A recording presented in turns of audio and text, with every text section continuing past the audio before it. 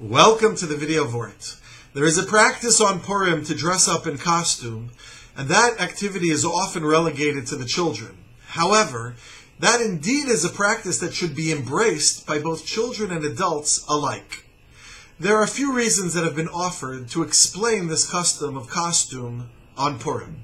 Rabbi Menashe HaKatan Klein in his Mishnah Halacha suggests that this harkens back to the reversal of fortunes for Bnei Israel in Shushan.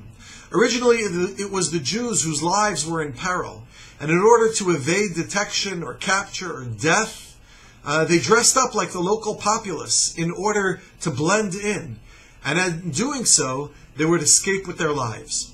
However, the fortunes of the Jewish people and the local populace reversed, changed. V'nafochu. And now it was the local population who had to worry about their lives. The Jews were now empowered, they were given the ability to defend themselves and to go out in battle. And so now the local population dressed up in costume, dressed up in order to evade detection and save their own lives. So when we dress up in costume, it's not just about a character that we like, but we are actually paying homage to V'nafochu, the reversal of fortunes for the better of the Jewish people during the Nes of Purim. Others suggest that it is also a reversal of fortune, but we are pointing to Mordechai wearing the Levush Malchus. He was originally wearing the very plain clothing, mourner's clothing, and now he's wearing the clothing of the king. With Mordechai's fortunes reversed, it was also a reversal of fortune for Klal Yisrael. V'nahafochu.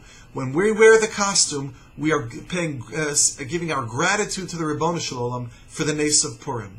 And then finally, and perhaps most powerfully, the Rivavos Ephraim suggests that Purim is a day when the Aniyim, the poor people, the Avyonim, come out to collect tzedakah. And in order to preserve the dignity, so no one should be embarrassed, we wear costume.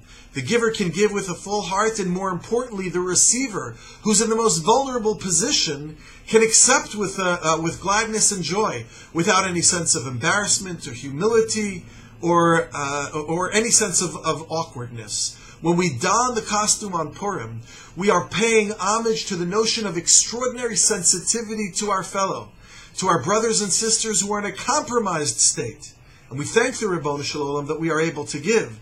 And those of us who need to accept, we are given the opportunity to do so with dignity.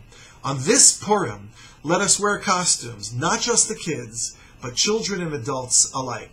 Let's dress up for Purim. Good Shabbos.